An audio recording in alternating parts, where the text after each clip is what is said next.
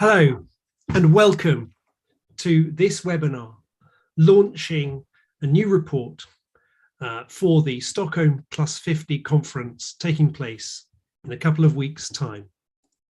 We're really excited to be launching this report, which is the outcome of a year or so of collaboration between CEEW and SEI, and with contributions from researchers at both of these organizations and from the wider scientific community. We've also benefited from a scientific advisory panel of 27 international experts in the field of sustainability and policy. This is a scientific report. It's been funded by the Swedish Ministry for the Environment, but it's been written independently, and it's providing the scientific basis for the Stockholm+50 International Conference taking place on the 2nd and 3rd of June. The report unpacks the intertwined human and environmental crises that we face today, and it offers some key actions that can lead to transformational change in 3 key areas: by redefining the relationship between humans and nature, ensuring lasting prosperity for all, and investing in a better future.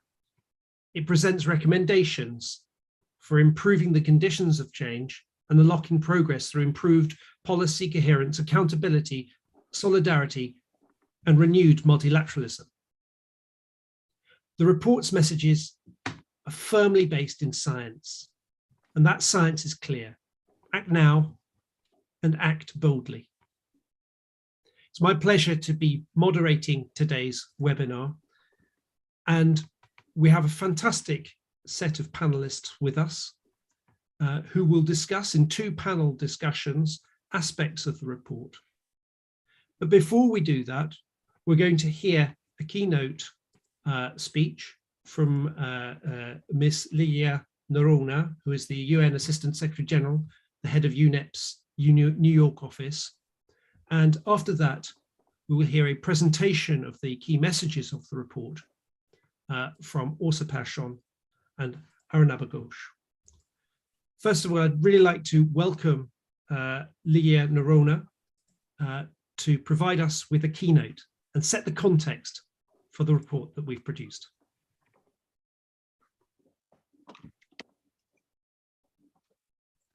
Good morning. Thank you very much, Robert, and hello to Åsa and to Arunabha and all our colleagues, including Nitin and Sharon and the others, and Johanna, for being here this morning. I also bring you greetings from Inga Anderson, who unfortunately could not be here today, and I am here to speak to you. I'm also the focal point for the United Nations for this conference, and therefore it gives me great pleasure to welcome this report, but also be very much present here at the launch of this report. So let me begin by congratulating the Stockholm Environment Institute and the Council on Energy, Environment and Water on this report and the call to a better future. This call is so central to the vision of Stockholm+50, a vision which speaks to a healthy planet for the prosperity of all and our responsibility and opportunity, and to the principles of engagement, which are intergenerational responsibility, the interconnectedness and implementation opportunity that we have. The notion of responsibility, colleagues, was well embedded in the 1972 declaration.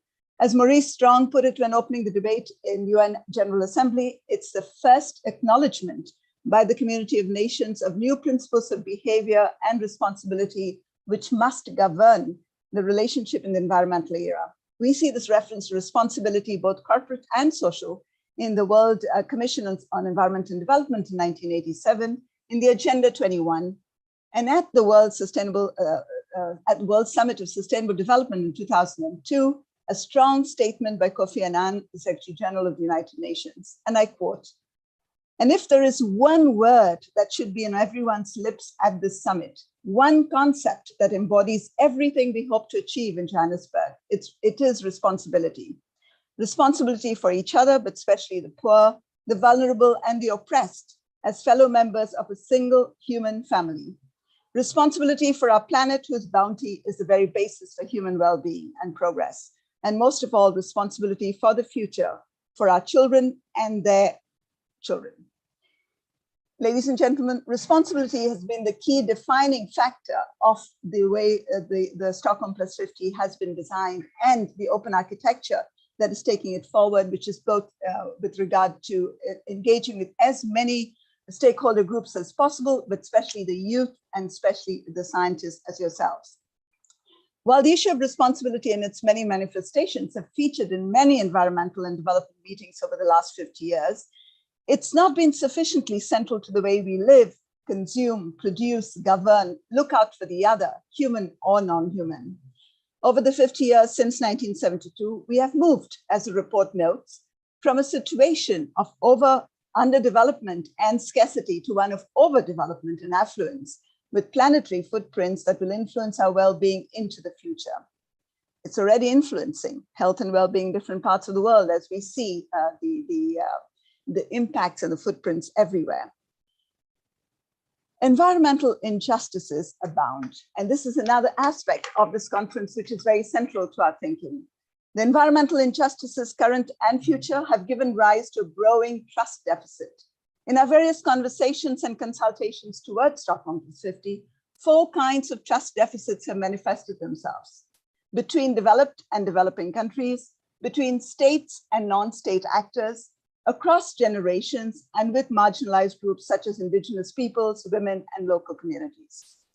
With a breakdown of trust and the unfulfilled promises on commitments, there's a growing impatience and sometimes even anger to right the wrongs of years of consumption choices, production patterns, and finance flows that have resulted in a degrading planet and growing inequity, ill health, mistrust, and hopelessness for the many and a good life for the few.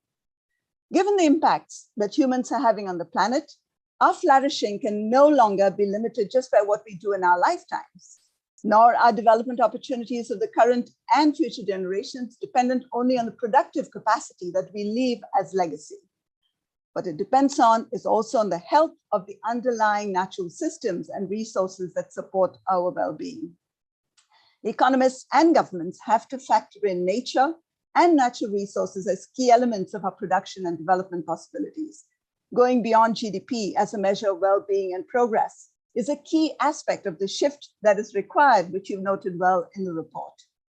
The interconnectedness of the crises we face, climate pollution, biodiversity, and inequality, require a change in our exploitative relationship to our planet to a more holistic and caring one.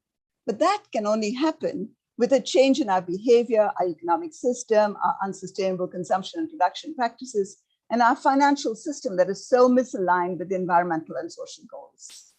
In the informal working groups of the leadership dialogues of Stockholm+50, the regional and the national consultations, the stakeholder and youth engagements, and the preparatory meeting that we had in on March 28th, we have heard repeated calls for scaling up actions rather than new commitments, moving from promise to delivery and incentivizing and empowering all stakeholders to contribute meaningfully and positively towards a sustainable, prosperous, and resilient future that leaves no one behind. We hear calls to respond to the urgency through greater agency, institutional strengthening, and capacity to deliver. While many talk of action gaps, many more say we need to go beyond this to address the technology and capacity gaps to deliver on actions to address the triple crisis. Many point to these capacity gaps as being the key reasons for the failure to implement commitments and the need for incentives to favor actions and implementation of existing commitments over more negotiations. The issue of longer-term visioning is a repeated ask, especially through a greater engagement of youth in decision-making as they have a greater stake in the future. Let me share with you the overarching messages we've been hearing in the past year on the road to Stockholm, as it may help frame what you're going to talk about. And then I see a very close alignment, which is absolutely extraordinary. And this arises from this deep sense of urgency that I mentioned and the growing anxiety that time is running out. First message is that the planetary crises are humanitarian and well-being crises. That the planetary crisis undermine and impact the achievement of the SDGs and limit future development opportunities. that collective action is required and that multilateral cooperation is key to accelerate such action, that new and additional voices need to be heard and engaged with, especially those of youth, women, indigenous groups, and local communities. The need to center action on the principles of reaching out to the furthest first and leaving no one behind, something like Gandhian talisman. The need to rebuild trust across the spectrum, and for system-wide changes, economy-wide, in our lifestyles, in high-impact sectors that science tells us need to be revisited, in innovative means of implementation towards a just transition, towards just transitions, because there are many transitions that are happening. There are many calls for transformative action and change on governance systems. There are asks for coherent, agile, networked, and responsive to the needs of all age groups, especially youth. There are calls to be respectful of indigenous peoples and local communities, gender positive by default, hardwired for systemic localized solutions to our global and existential challenges, cognizant of the human right to a clean, healthy, and sustainable environment, and a greater accountability and transparency in governance, both corporate and state. To many of you present here today, and to me very, very much so, these have been heard before. They've been heard many times over the last 50 years. But what is different today is the urgency with which everyone is speaking, the clamor of youth to deliver on our duties and our responsibilities to the other and to the future.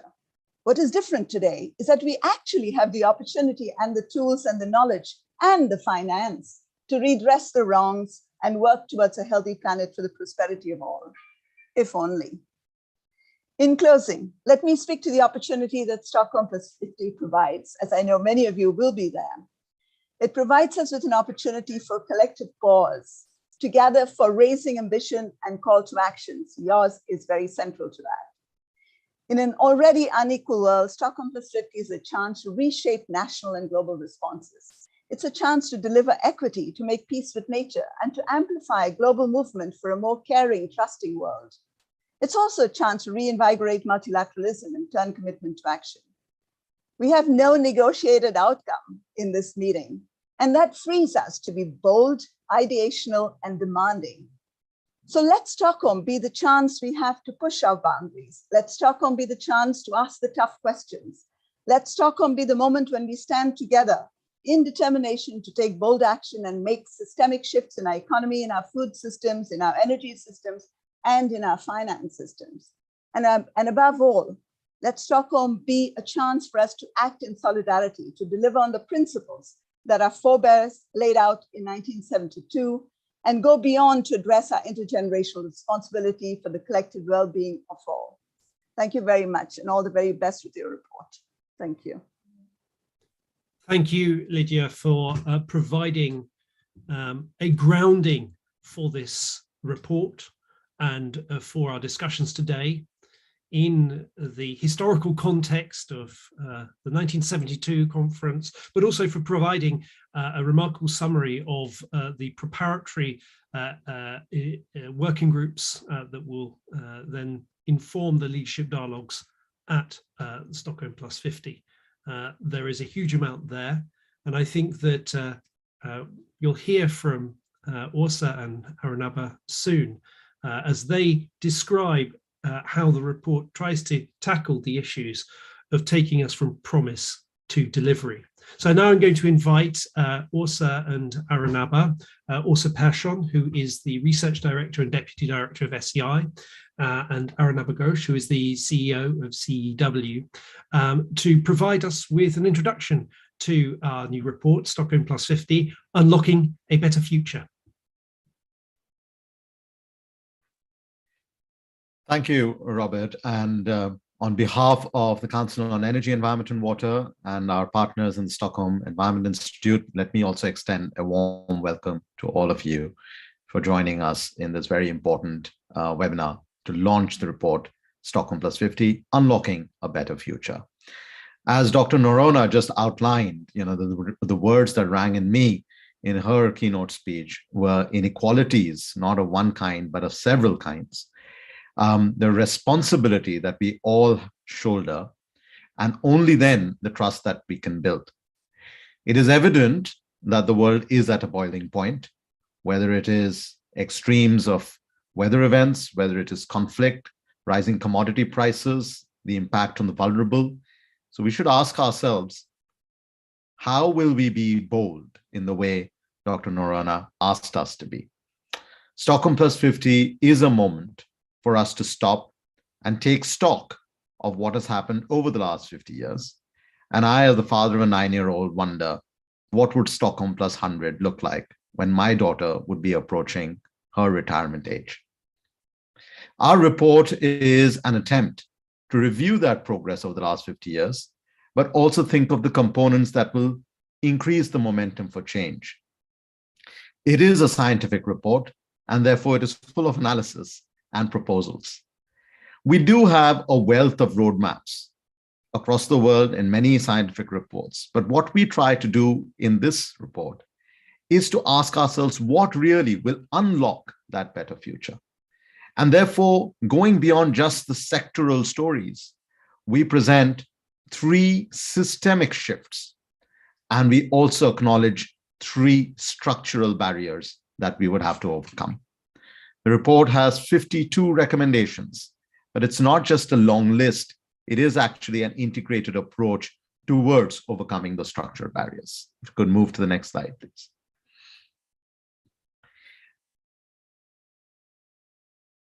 And therefore, we should recognize that while 1972 was a watershed moment for many of the youth clamoring for change, it was long before they came on this planet. How will we make 2022 a watershed moment? We've asked ourselves, how will the world change by the actions, by the research we are undertaking? And while we have some notable successes, my colleague Asha Persson will now outline for you where we have failed, what are the action gaps, and how we are proposing to overcome them. Asha, over to you. Thank you very much, Arunabha, and thank you to everyone joining us today. We need a new watershed moment, and because this is a scientific report, we of course start in the data. I'm not going to go through all that data here, but it's very clear that we do face intertwined crisis, planetary and human. We are causing unprecedented change to the planet, climate change, biodiversity loss, resource use, and we are at risk of triggering irreversible tipping points. We did take a very systematic look at the scientific assessments that have come out recently. These are very conservative assessments, but the messages are very clear. We need urgent and transformative actions, and also there is more emerging consensus that we need to focus even more on rewiring our economic systems, consumption, production, investment, to truly address the drivers of the planetary crisis, not the symptoms. Turning to human development, we have, of course, seen spectacular progress in the last 50 years, poverty, life expectancy, literacy. But like Dr. Norröna outlined, we are concerned about inequalities between countries and societies, but also between individuals increasingly. And in particular, inequality in wealth is increasing rapidly. These inequalities are stark, as we heard, when we look at the data on the impact of the planetary crisis, whether climate-induced disasters, air pollution, soil degradation, and also who is causing the planetary crisis. At the CEEW, we have called this the carbon inequality era, and there are these dramatic differences in carbon footprints in the among the top emitters in the rich countries and the low emitters in the poorer countries, as we know. Stockholm+50 is also a good moment to really go a bit deeper into intergenerational equity. So we also see these huge inequalities between current and future generations.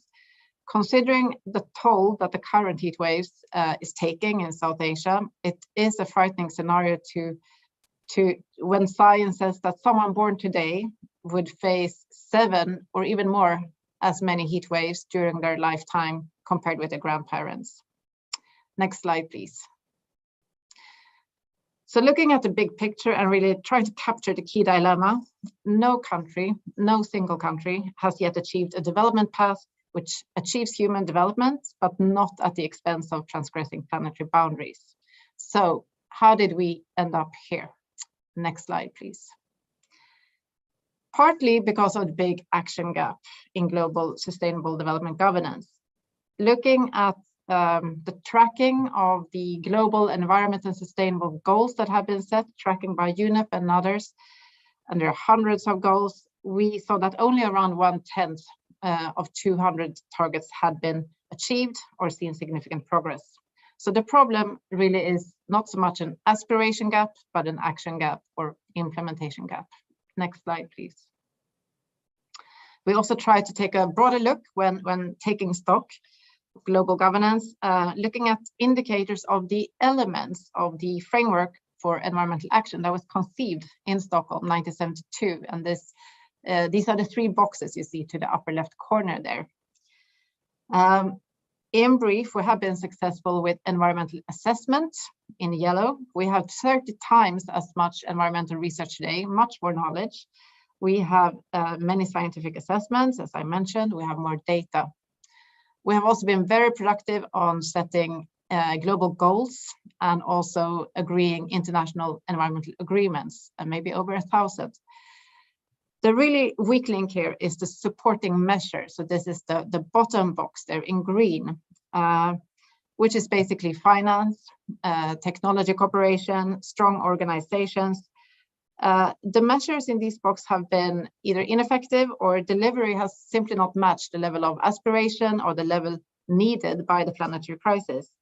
And this is, of course, primarily hindering progress in the global south, and it's also concerning when we consider emerging governance challenges, whether we're talking about the massive increase in climate adaptation that is needed or dealing with environmental displacement, but also emerging technologies like geoengineering or resource extraction from outer space.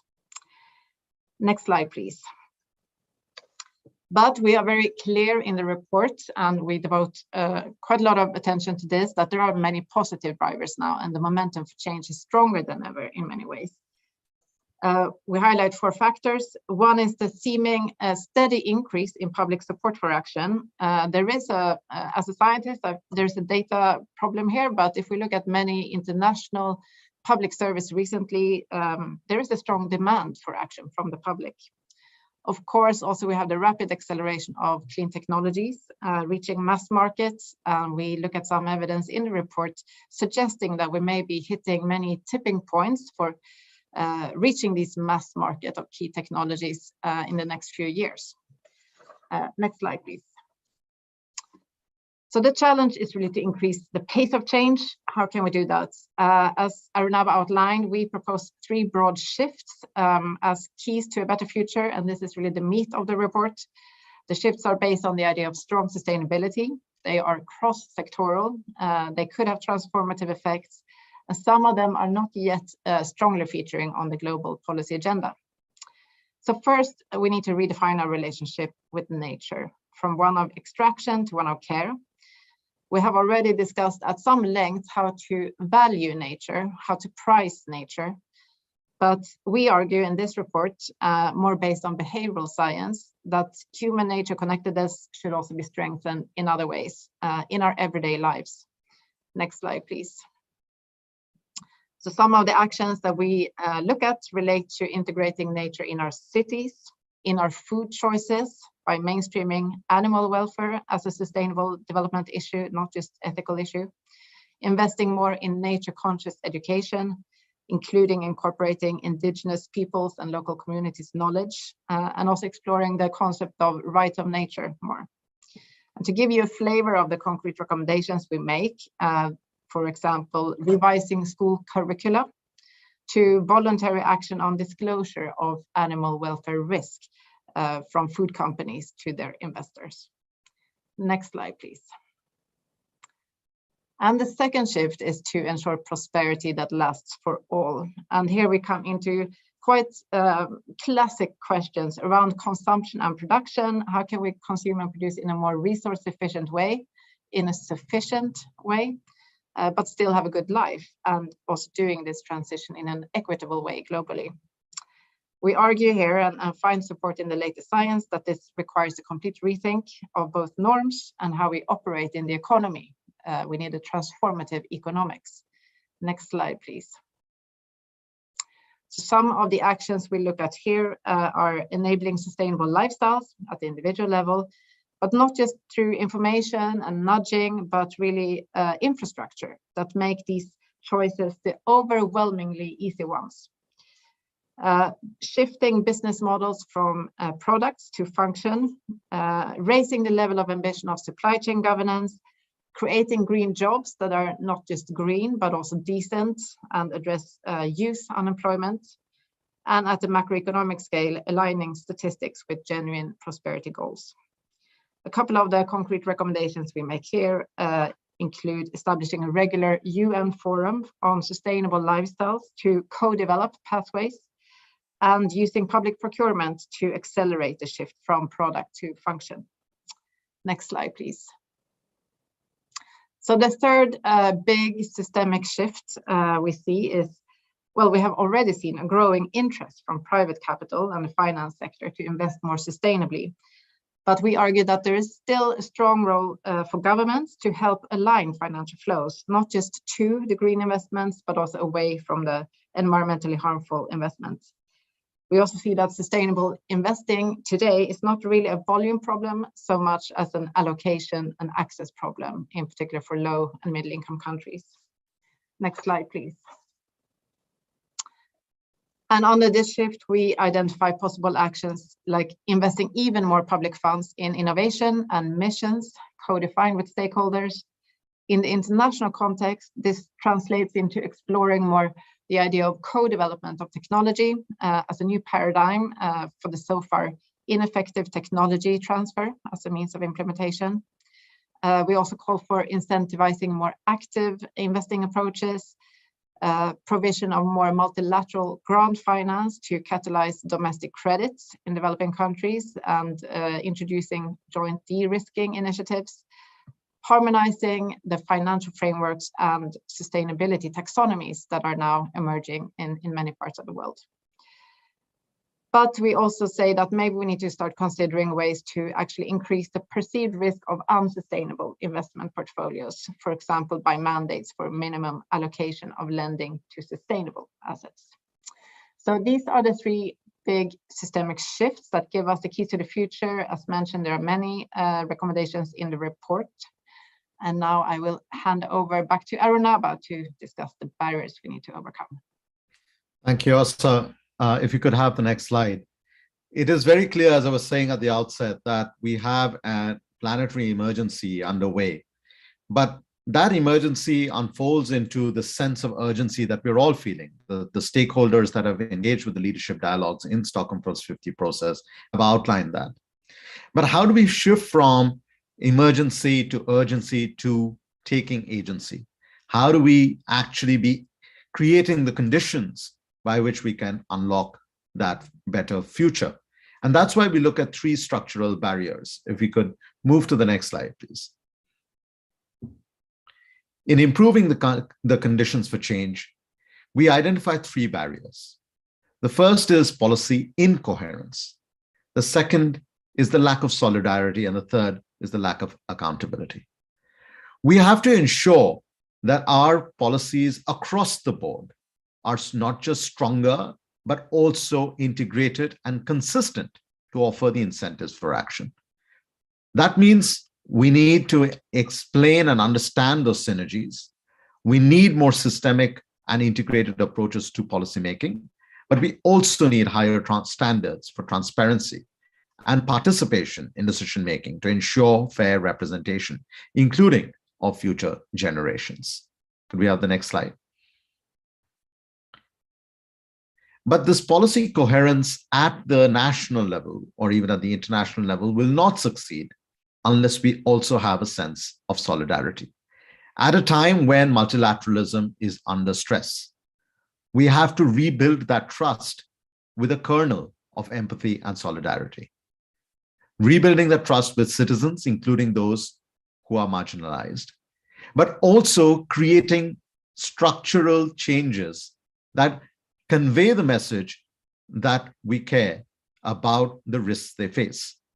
And therefore, the report offers some key ideas around new mechanisms to deal with the chronic global risks, whether it is public health, whether it is environmental crises, and so forth. So we ask for insurance cushions against those chronic risks. We also ask for this new paradigm that shifts away from technology transfer towards an idea of technology co-development. So we are talking less about technology gaps. I'm talking more about how communities, countries, citizens, companies across the world are coming together to collectively solve problems rather than wonder who wins the race. We're also looking at new ways in which private finance can have sustainability as a core norm, not just as an afterthought, but also how we can nudge high-income countries to deliver on their promises of climate finance and sustainable finance. But as Dr. Noronha said, next slide, please, none of this is possible if we don't take responsibility. And if we don't take responsibility, are we being held accountable? So we need a new culture of accountable promises, of systematic tracking of progress made on various pledges, of looking at the indicators that measure that pace of transformation, not just incremental transition. We've suggested a UN Climate Accountability Summit to hold stakeholders to account for what they have delivered, but also what they have not.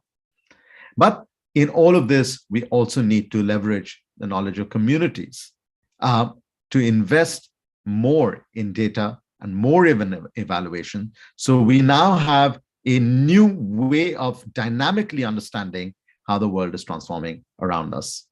Next slide, please. As I close out, let me also draw your attention to a youth report that we launched as part of this process 3 weeks ago, a youth vision for a just and sustainable future.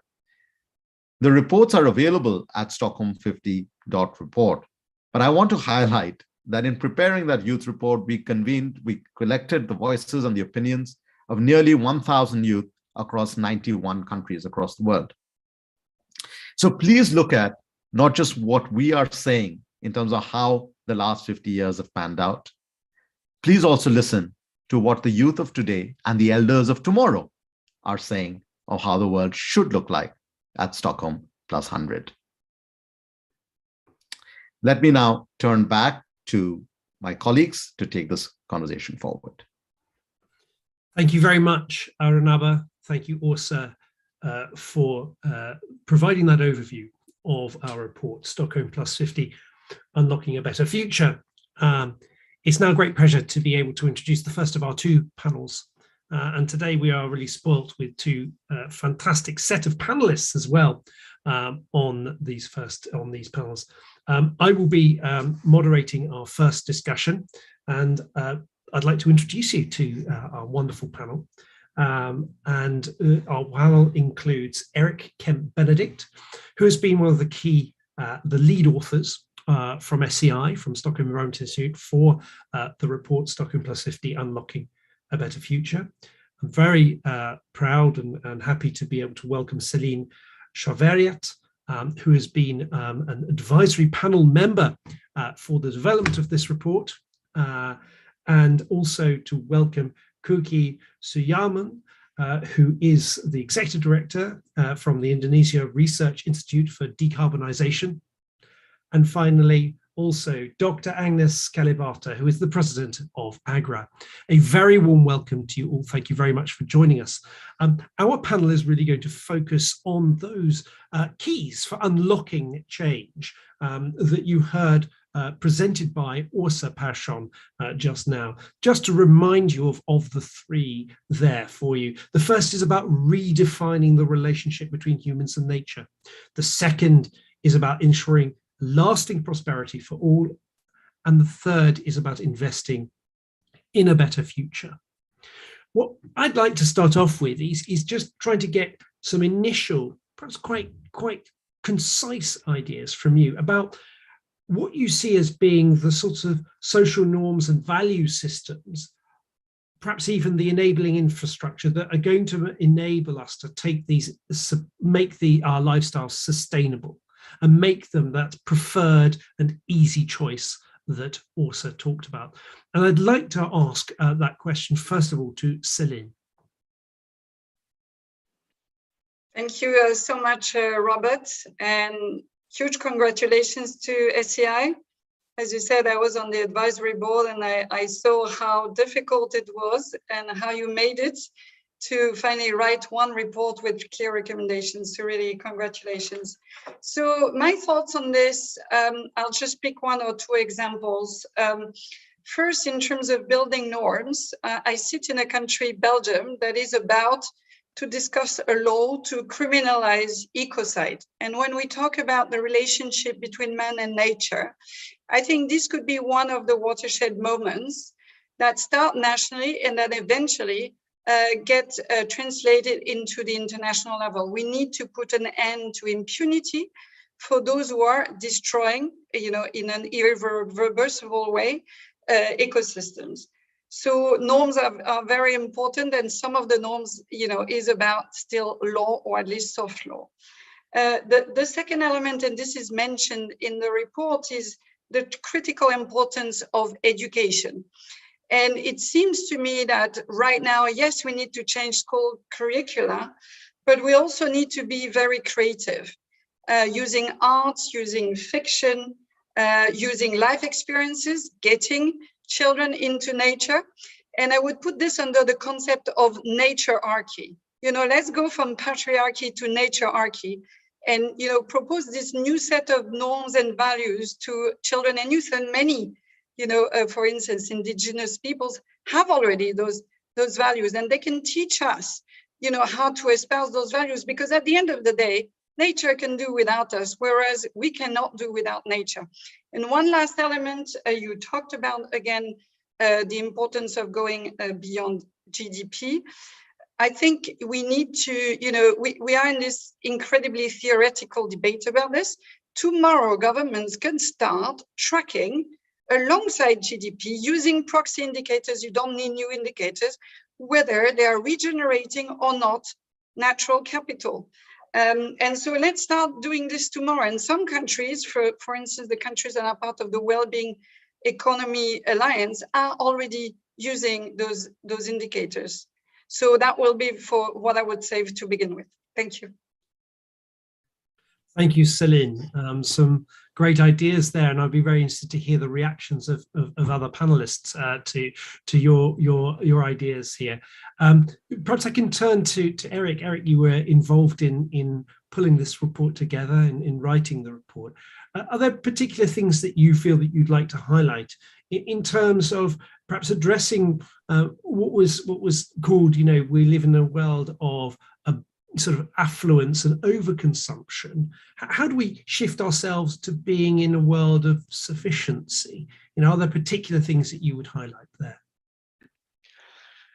There are, although I want to highlight a kind of a big question that's going to make it seem extremely challenging. Because what we have to do is move to systems of ways of living that we have no models for right now. If you look at the countries that are providing a decent life for all, the ways that they are doing that cannot be scaled to the entire world. We can't live within the limits of the planet and provide a decent life using what we have now. We have to change, and the change is going to be tremendous. But that doesn't mean it's going to be unpleasant to live in. If you're in a world where the norms have already been established, where there is a notion of sufficiency, and beyond sufficiency, you can have a great life. It's just very low material intensity. Great. But between here and there, it will disrupt people's livelihoods, just ordinary people's livelihoods. It will disrupt social arrangements, and crucially, it's going to threaten the wealth and influence of powerful people. And so the problem is, you can identify norms for living that can make a sustainable world work. And that's step one. Can you make a sustainable world work? And I believe firmly that that is possible. But the transition from here to there is going to be bumping up against real constraints just from ordinary people trying to make it through life. And those vulnerable people, we have to pay attention to them. And also from people who feel like they have a very strong position that will be threatened and they can push back. So I think we have to tackle those as two separate things. What are the norms that will allow us to live sustainably? And what kind of transformation do we need to get there? Thank you. Thanks, Eric. Perhaps I can turn to Cookie and if you'd like to build on what Eric is saying, because essentially we need to have some idea of how we're actually going to ensure equity through the transformation that Eric is describing. Are there particular examples or ideas that you'd like to share about how we ensure that equity and protect the most vulnerable, as Eric was saying? Thank you. Thanks, Robert, for the questions. And also, first, I would like to thank the organizer for inviting me and to share my views here as well. So I think, Robert, to respond to your questions, I don't have any specific examples, but I think I would like to offer an idea that what we need is basically to have a great paradigm shift. So to allow all these things to happen. So I think what I meant is that shifting from, if I can say, materialism that we have now and basically focusing on economic development to a state where we are more for value, well-being, and maybe welfare. So that will include, not only the economy side of it, but also the social and, of course, the environmental element of those things also. And I think how can we go there? And we have been, I think, mentioned also earlier about all this just transition issue, right? And I think just transition is in a way to also to reflect how to fill the gap of this inequality. And I think when we are talking about just transition, then it's not only the transition process itself that has to be just, but it's also like where we are heading to is something that is addressing the inequality is there, right? So I think that would be the things that I would like to offer here, and I would like also to hear from others, because I think and it's already mentioned earlier also, and also in the report about the financing. Everyone mentioned that basically it's not about that we don't have the money. We do have the money, but then how the money will be used is another story. And right now, for example, I mean, like most of the time I'm working in the climate issue. So we have all this climate financing issue, and a number of countries already put the pledge to support any climate actions. But with the current situation, I think it is, I mean, something that we don't want to see, but something that we have to understand.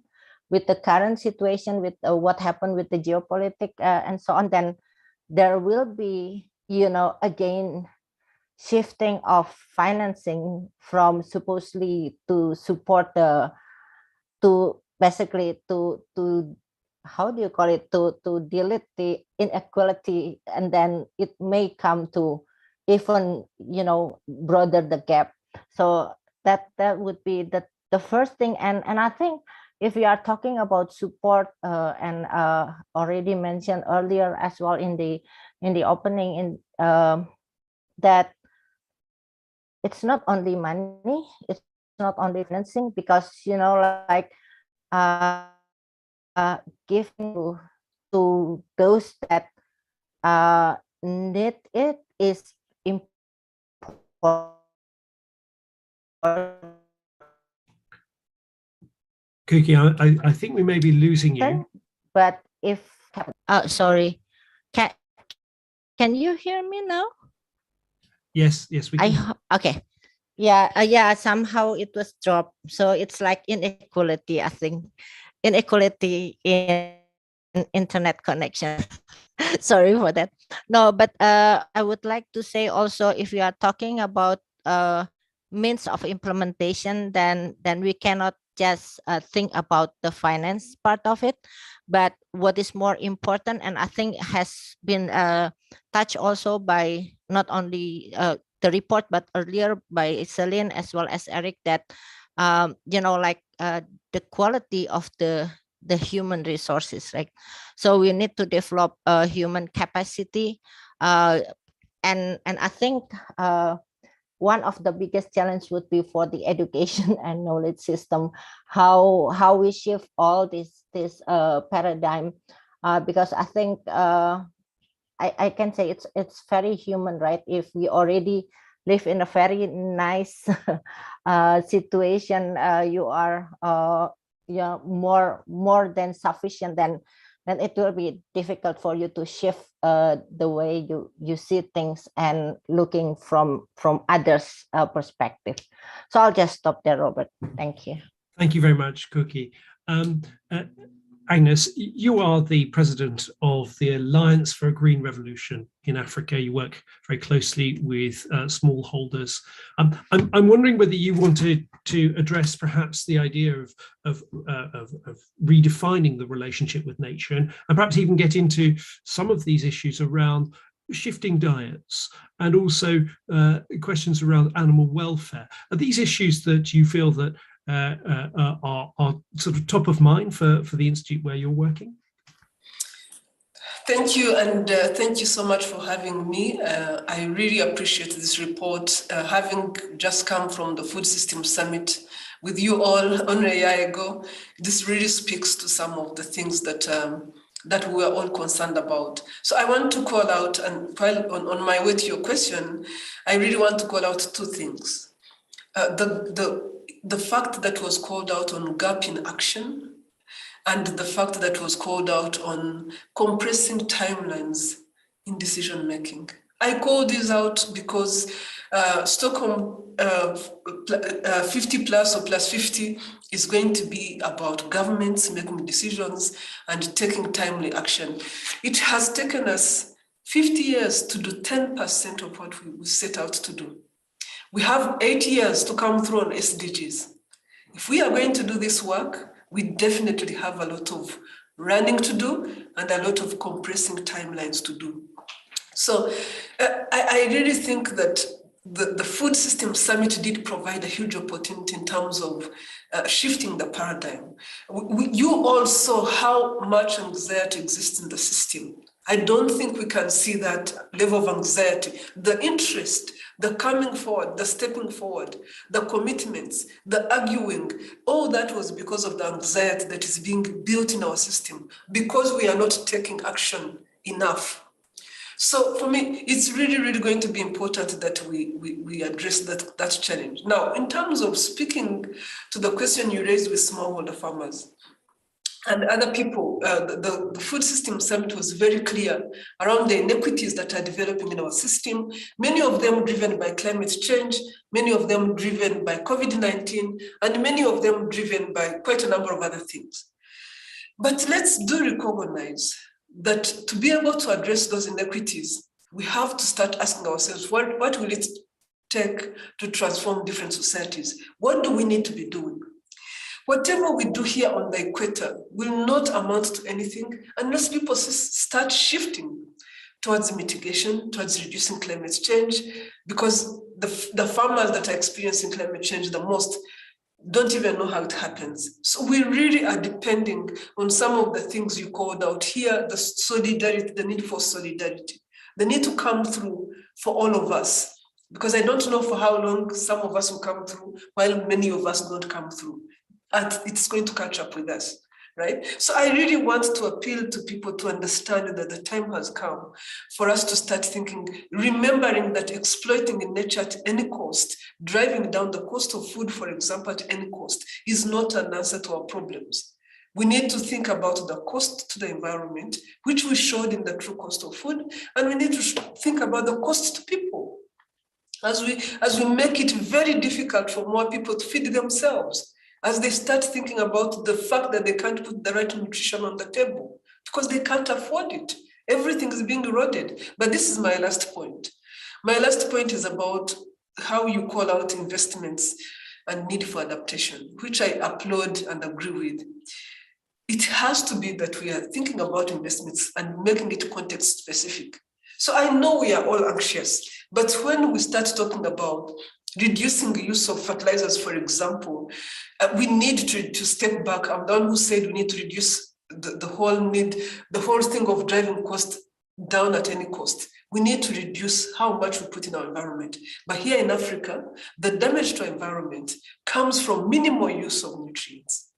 We are more farmers, up to 70% are cutting down environment so that they can get food. So we need to find what type of context do we do what, and start really supporting systems based on where they are at, with people at the heart of what we are doing. So that's number one. Sustainability has to be at the center, and protecting the environment has to be at the center. But number two, you talked about solidarity and dealing with the challenges that we're having and multilateralism and coming through for each other. I really love the fact that we have put in place an adaptation fund that we are going to have to come through. We are millions of years behind on that adaptation fund. But here is the catch. We cannot have adaptation where the people that are being supported from an adaptation perspective are getting those resources as loans. We cannot have adaptation indebting our children for something that they are not benefiting, for something they don't even know how it's happening. Adaptation resources, like you called out earlier, one of you, I think it was Celine who called it out, has to be grant resources to support communities that are struggling, not loans to indebt communities that are already indebted. So that's what I wanted to call out. But then the last thing is, let's facilitate investments. Our own countries, here in Africa, our own countries have a responsibility to create a conducive environment that will allow a shift in investments, get investments closer to what Africans need, what Indonesians need in Indonesia, so that some of this challenge can stop. But lastly, let's use science and evidence. Let's anchor all this stuff in science and evidence. What you're producing here is giving us a lot of information, is giving us a lot of evidence. Just because we are getting anxious, just because we are running out of time, does not mean we don't anchor our actions in science and evidence, because then we'll create more problems. So I just wanted to draw those out as some of the things I'm learning from this. Thank you. Thank you very much, Agnes. Unfortunately, we're running out of time for this panel, and we need to move on. I really appreciated this, some examples of how norms can be shifted. And norms can obviously take a long time. And we've also talked about the urgency for action. And we've also heard about the need for governments to sort of shorten their decision horizons in order to actually make greater progress, and how science needs to be an integrated part of that. So thank you very much, everybody who's participated in this panel. Thank you, Eric, Celine, Kuki, and Agnes for this. Before I hand over to the next panel, we think it's really important, and this has been touched upon by a number of our guests, not only to think about the science and the hard policies, but to think about how we can recover from the pandemic, how we can rebuild from war, how we can reconnect with nature. And it's not only the policies, it's not only the infrastructure and the investments, it's also through culture. And it's also by igniting emotions. And so we've been working together with artists to create a film. And this film is an interpretation of our report. And we've done it together with the performance poet Seema Singh, who has produced a film called Portrait of a Silver Lining. And here it is.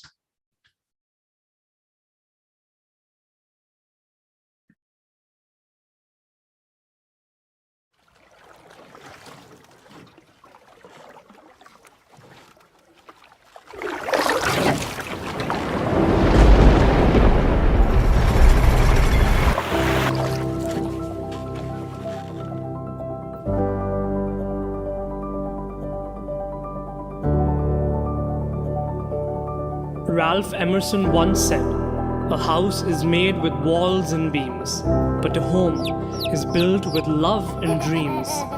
The earth is not just a house, built with walls and beams and skyscrapers and malls and roads. The earth is our home, full of breathtaking forests and waterfalls, vast blue oceans and also malls, but with people and all kinds of different beings. The earth is filled with love and dreams, but our home is crumbling. Our dreams are breaking. We have changed ecosystems, made our home sick. Then we ignored the symptoms, waited for it to get tragic. In a world where nature is worshipped, actions don't match the words of the leadership.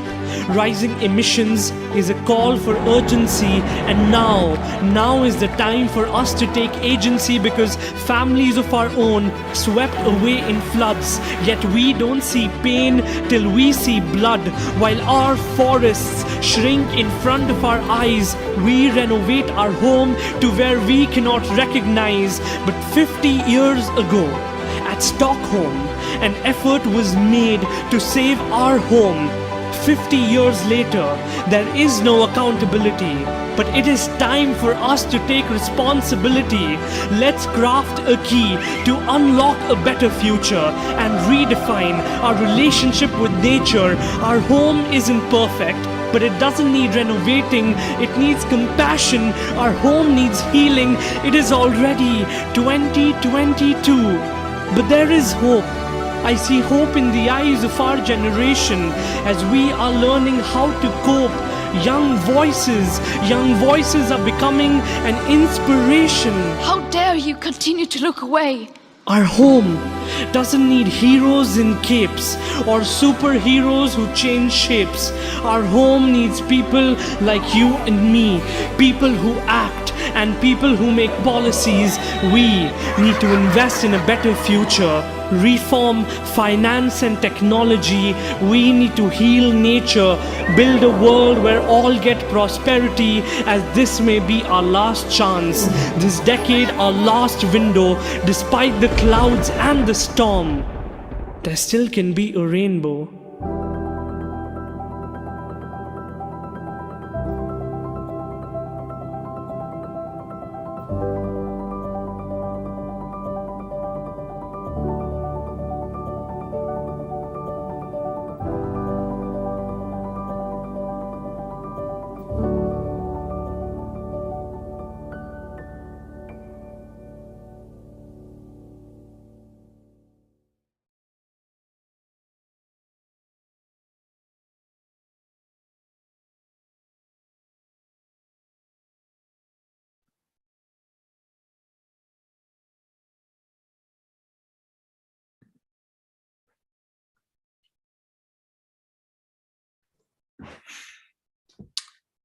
Well, I'll just give you a few seconds to let that sink in. I want to just take a moment to thank all my colleagues who worked incredibly hard in producing that video, and of course, Simar, the performance poet who brought this report alive with his lyrics. I want to start the next panel by just highlighting how as I mentioned, I have a 9-year-old daughter. I showed her a preview of this video a couple of days ago. And I was expecting her to say, "Oh, how lovely, what a nice video, nice music, etc." And she said, without me giving any context, she said, "You've already wasted 50 years?" That was her first reaction. And it's incredible because, we go through all these motions and all the research, and then we forget that we've not held ourselves accountable. And the clarity of thought that a 9-year-old can bring to this actually gets us over the goosebumps and gets us back onto the road of delivery. So I want to welcome the stellar panel we have right now. Ms. Sharon Burrow, the General Secretary of the International Trade Union Confederation, the world's largest trade union confederation. She's been in that position since 2010, known for her international advocacy. on labor standards and corporate responsibility. We also have with us a stalwart of sustainable development, Mr. Nitin Desai, senior economist and environmentalist. He was the former UN Undersecretary General for Economic and Social Affairs, but also served as the Secretary and the Chief Economic Advisor in India's Ministry of Finance and the Deputy Secretary General of the 1992 United Nations Conference on the Environment and Development. We have with us Professor Frank Bierman, Professor of Global Sustainability Governance at Utrecht University, Director of the ERC Global Goals Project, and founder of the Earth System Governance Project and the editor of the Earth System Governance Journal.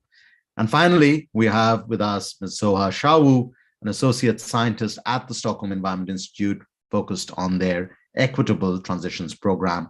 Her work includes projects on policy coherence, the issues we were highlighting earlier, and explore synergies and conflicts between climate goals and SDGs. Thank you so much to all of you. Sharon, if I could request you to switch on a video, I hope you can hear us. Terrific. Thank you so much for joining us. We have only 20 minutes with us, so I'm going to dive straight in.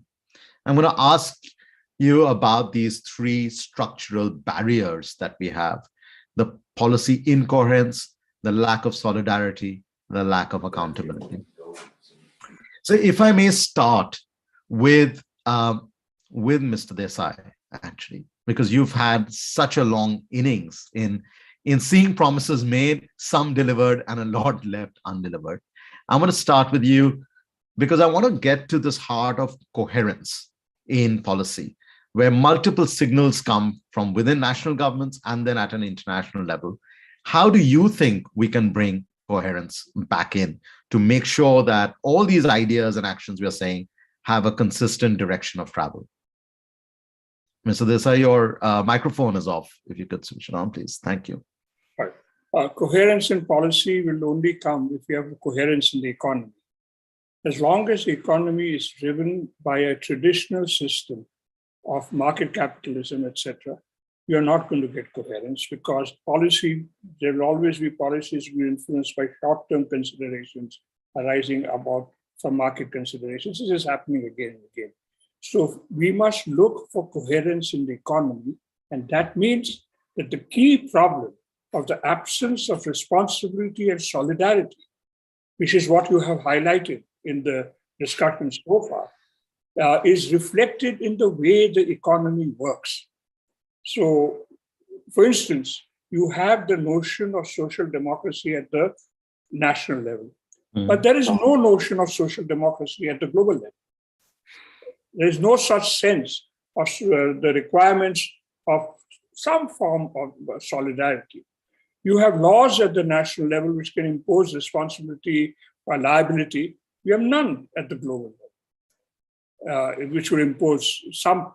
I'm not saying that what you have at the national level is perfect, but the absence at the global level in an area where you cannot just rely on national action because the ecosystem does not respect national boundaries. The climate is the most extreme example of this.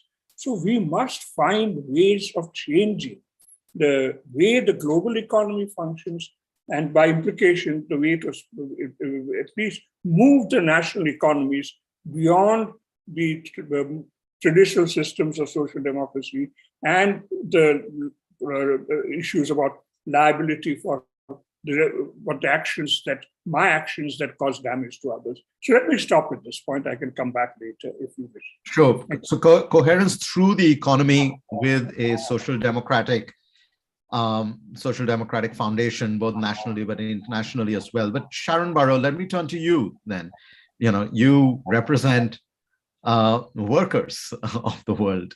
And how do we bring in that sense of both that social democratic contract between state, citizen, society, corporations, but also how do we ensure that we as economic agents ourselves also understand our responsibility and our accountability towards the planet, which we are in a way reshaping with our hands?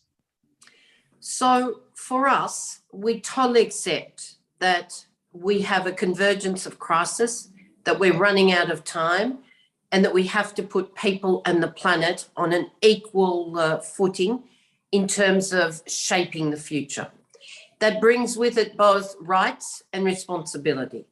When you come to the side of the social contract, where people need to feel security, we call it just transition, but whether it's peace, climate, massive inequalities, health shocks, whatever it is, if we don't have a social contract where people can see themselves with the security of a job, a good job, a climate-friendly job in this environment, with rights, with social protection, with some form of equality and satisfaction that there's shared prosperity and a development that will, assist their children and their grandchildren to do better, all those things that we grew up with, then we can't have an inclusive future. But more importantly, for the climate, we can't scale up the rapid change we need to make in all sectors, the transitions we need to make everywhere.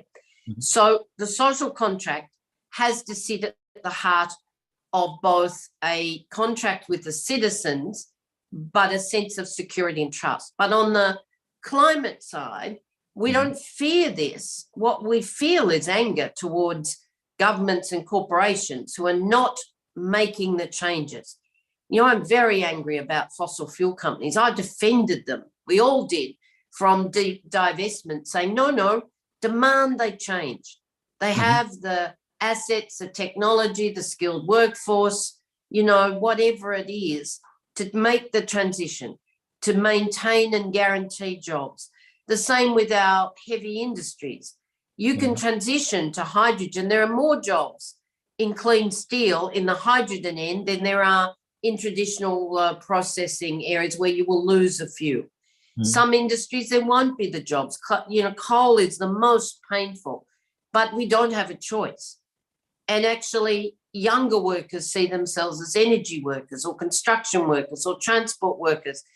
All these industries, agriculture, services, whatever it is, they exist.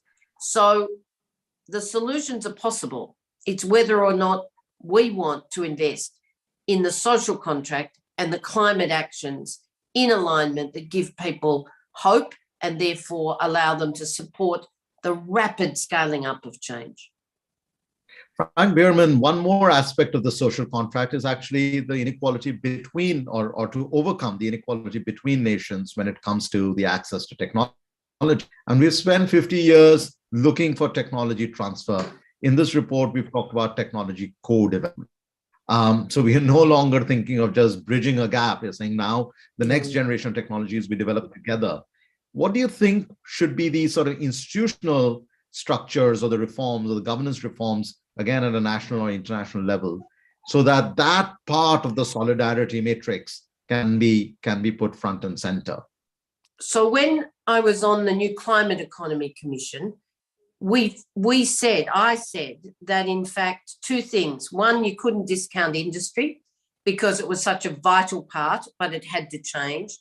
And two, we needed to change the IP model, the intellectual property model, because if we didn't share technology with production capacity and so on, we would not indeed make the scale and the time frame necessary.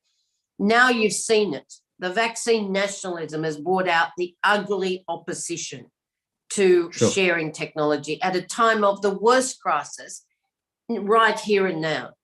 Most of us think the climate crisis is here and now because we see the devastation of lives and livelihoods and property damage and so on in various parts of the world. But if you don't live in somewhere like Australia, or you don't live in the changing seasons of sub-Saharan Africa, you don't see it.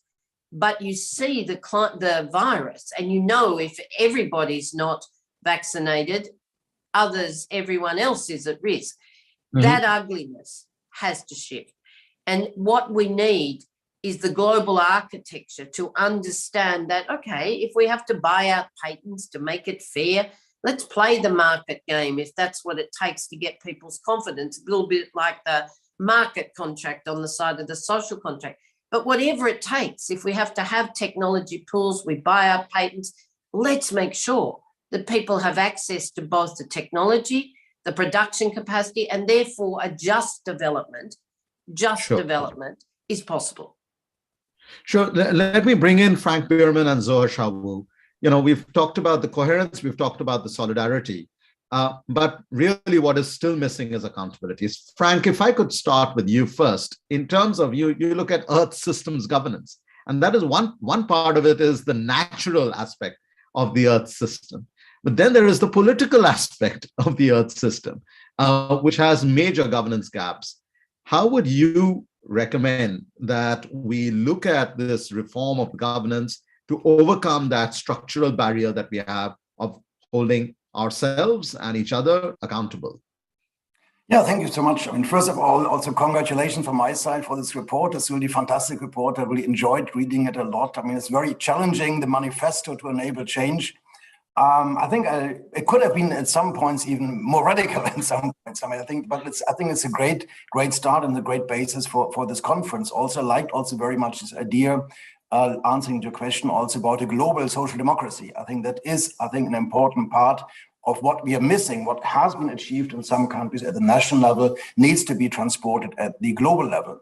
But I think one important part of the discussion should also be what has been done in the past. So some of the discussions we are just having here about coherence, about solidarity, we had already 10 years ago at the Rio conference. And one of the outcomes of that process, for example, were the Sustainable Development Goals, the SDGs, and they were really meant to address coherence. They were meant to address solidarity. So one question I think we have to also answer is whether anything has changed because of this central outcome 10 years ago of the SDGs. And here I note, for example, that your report doesn't mention them that often, actually, which is not a criticism. I think it's rather telling that it is not that central in your report, the SDGs, as they have been agreed upon in 2015.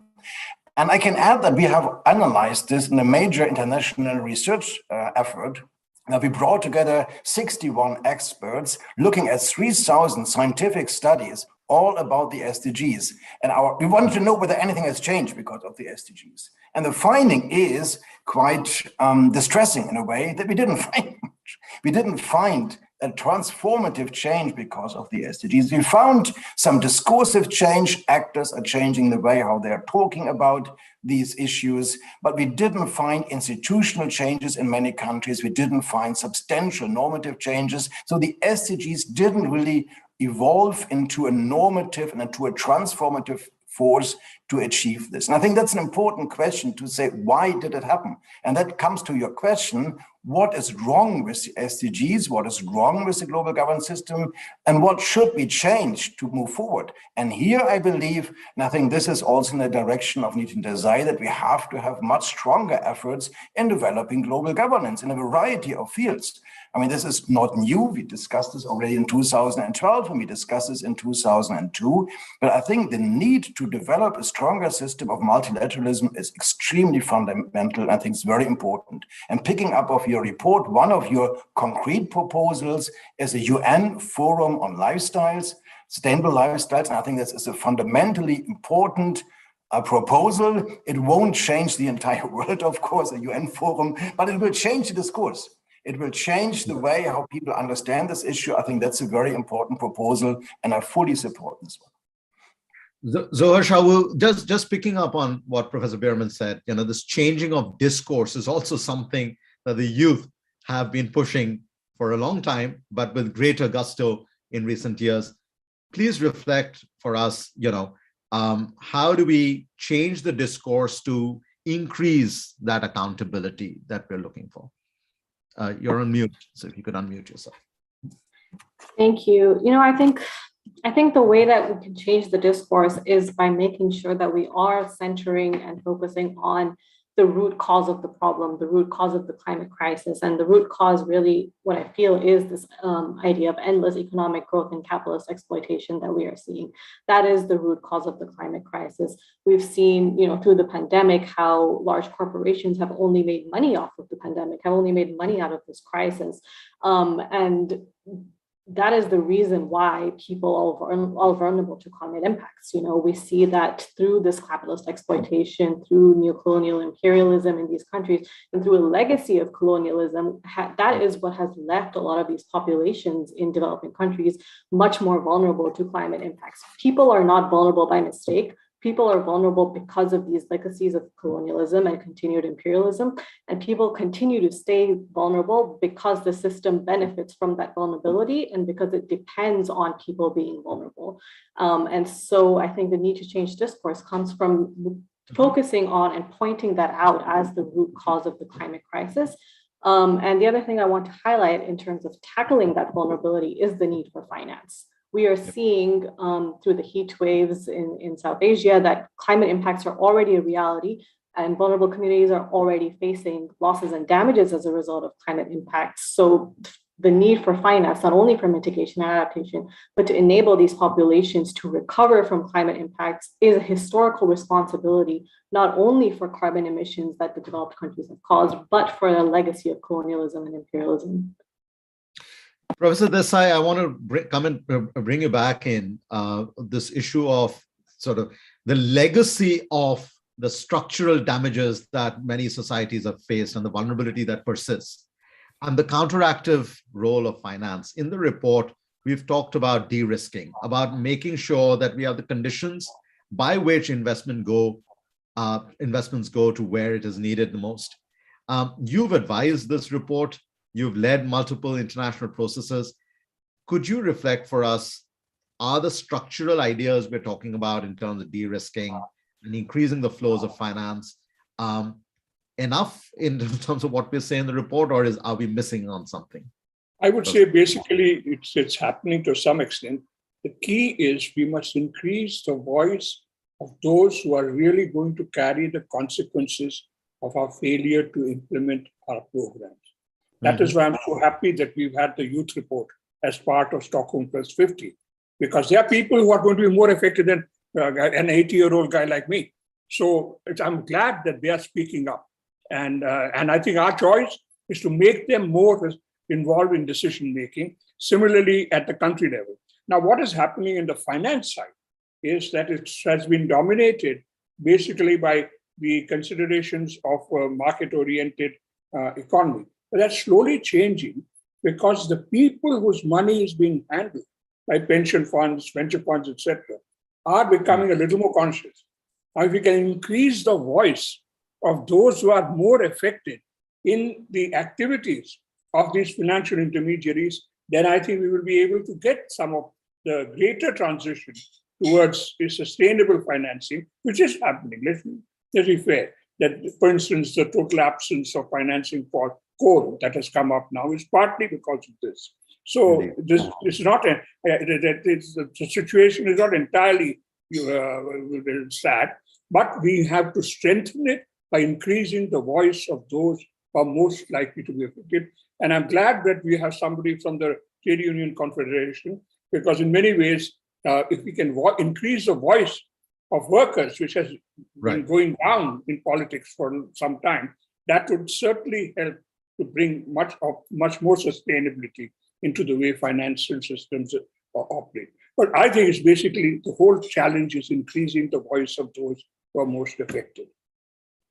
Great. Whether it's international negotiations, whether it's domestic politics. Fair enough. We have 1 minute left in this panel, and I want to come back to every one of you. Let's assume the report didn't exist. Let's assume even Stockholm+50 as a conference didn't exist. Let's have a blank canvas. And what would you think will change over the next 50 years? Or what would you think will change? Not what would you think you would like to change? What would you think will change over the next 50 years? Maybe 15 to 20 seconds for each of you. Let me start with Sharon. The challenge of refugees. I mean, if we can't accommodate people in an inclusive fashion today, then imagine what it's going to be like when 1 degree temperature equals, 700,000 to 1 billion refugees. Humanity has to think about each other and their common home differently. Thank you, Sharon. Professor Frank Bierman. Well, I'm an optimist. I believe in the power of youth. I believe in the strengths that I can see from my students, for example, the energy, the enthusiasm, the motivation they bring to the table. So I'm very optimistic on that level that a lot of change is happening from the next generation, from the young people. And I think that's kind of gives us a lot of hope. And I'm looking forward to see change. Professor Desai, you're on mute again. You're on mute, Professor Desai. As I learned from our COVID experience, you've not been terribly good in preventive healthcare, but the world did show significant amount of cooperation in curative healthcare. And you're going to need a lot of help, cooperation in curing the errors that we have created in the way in which we have handled human nature in our activities. So let's hope we learn from our COVID experience and strengthen our cooperative. Bring adaptation as an international issue, not just as a national issue. And final word to the representative of the youth, so to speak. So you're on mute as well. I think what gives me hope, I guess, is continued conversations on the relationship between climate change and inequality, and framing climate change fundamentally as a justice issue, and making sure that our responses to climate change also center those who are being affected by it and ensure a just and equitable response to climate change. Well, and thank you so much. I want to sincerely thank all four of you for very sharp and bold answers. To close off, if I have to respond to my daughter of how we don't waste the next 50 years, I think what will change is that we will bring sustainability from the margin to the mainstream of our conscience. Thank you very much. Over to Mike. Thank you. Thank you.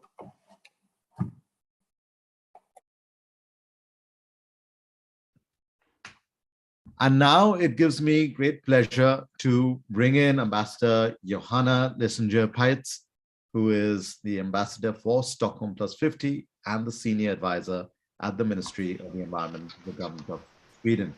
She was the EU lead negotiator on climate finance during 2015 to 2018, and also the COP president for the 7th Conference of the Parties of the Stockholm Convention, as well as the 3rd ministerial meeting of the Integrated Chemicals Policy.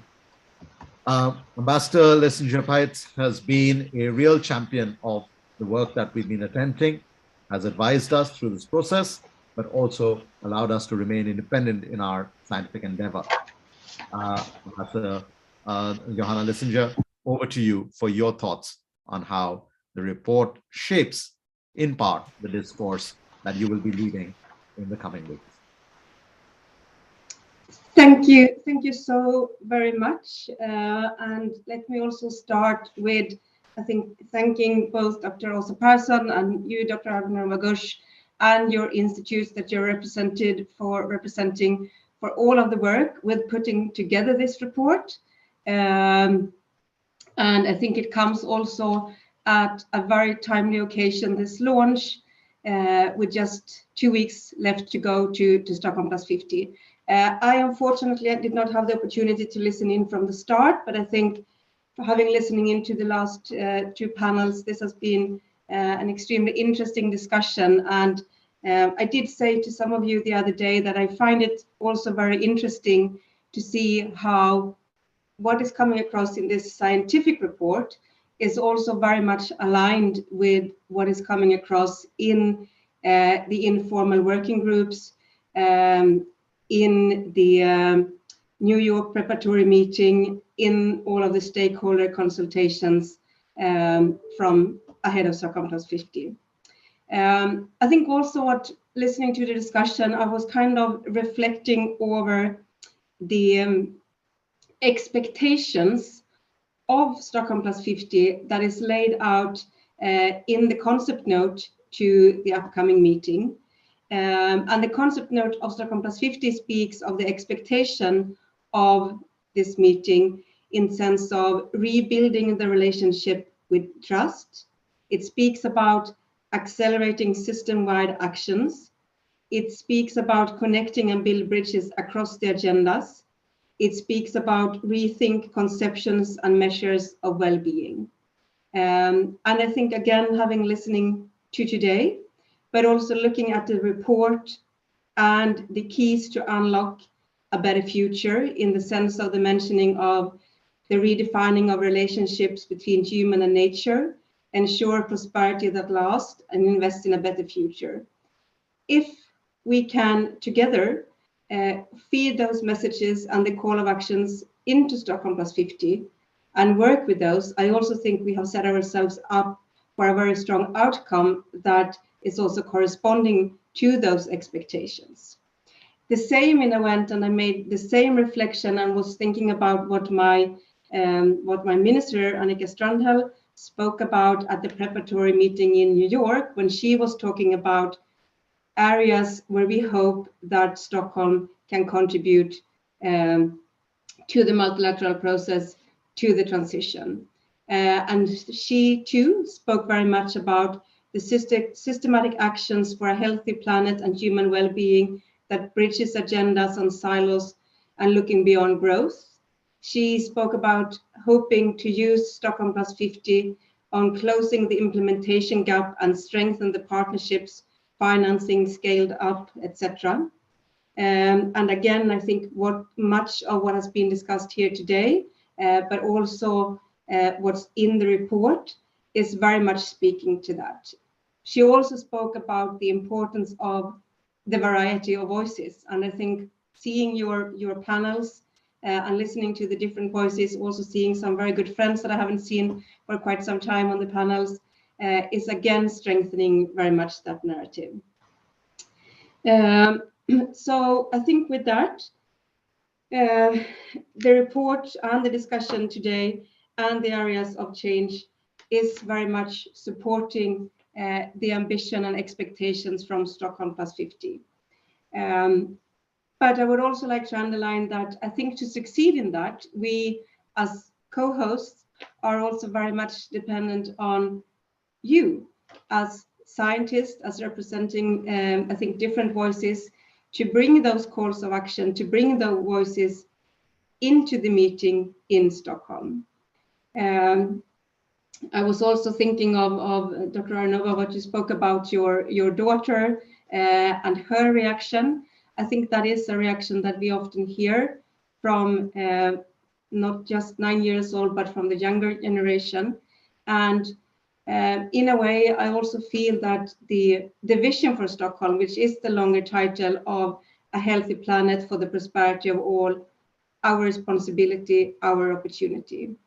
If we, based on this report and of course of the stakeholder consultations, informal working groups, can work together to actually find those keys and say, you know, what can the different organizations, if you're a minister, policymaker, a youth organization, science, how do we now take from what we have with the report, from discussions and the leadership dialogues in Stockholm, to make sure that we are really unlocking those keys for a healthy and prosperous planet for all.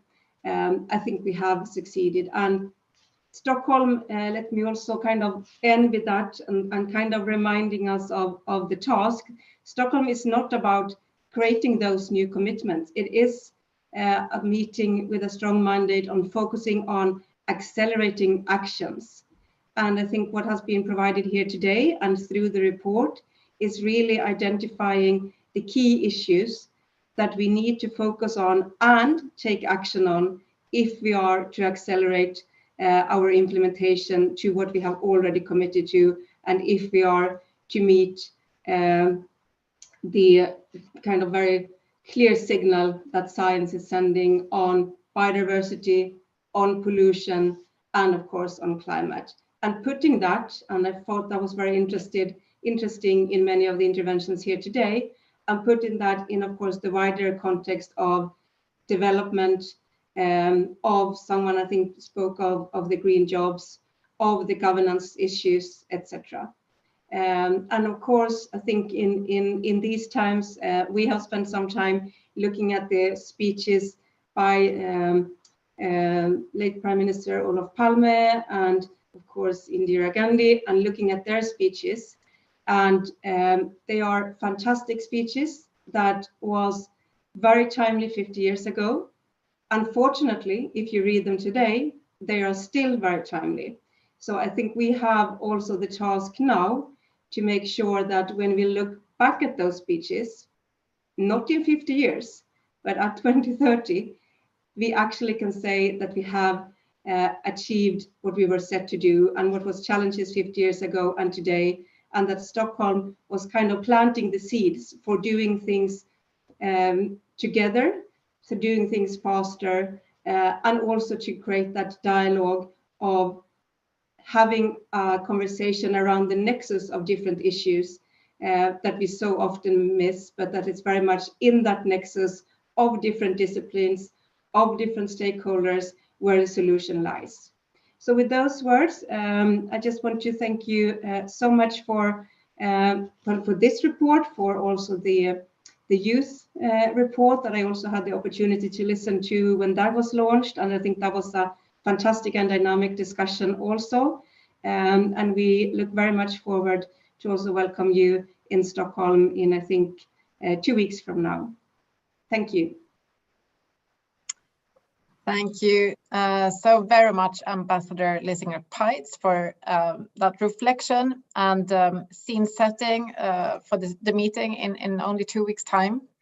We need to wrap up. Unfortunately, time has passed very quickly, and I think this was an excellent event in our view. The two panels were supremely engaging and inspiring, and really used the report as a springboard to further refine, critique, socialize some of these ideas, and maybe ultimately we can together influence policy in an evidence-based way at Stockholm+50. But I think, as we all know, change needs to happen also at many levels in many contexts. This meeting is one of those occasions. If we use this as a springboard, maybe we can make high jumps and big leaps at Stockholm+50, both in terms of closing that action gap or accelerating implementation, but also thinking new. And we heard some really interesting ideas around the new norms that we need to start socializing. So I want to guide all the participants today to the report website, stockholm50.report, where you will find the scientific report, the youth report, 18 background papers, and I hope also the link to the beautiful and very emotional and engaging film. So with that, thank you to Dr. Naronia, Ambassador Lisinger-Peitz, all the brilliant panelists joining us today, to the CEEW and SEI teams of authors, project leaders, communication staff. You've done a fantastic job, and thank you everyone for listening today. We hope to see you in Stockholm or elsewhere very soon. Thank you.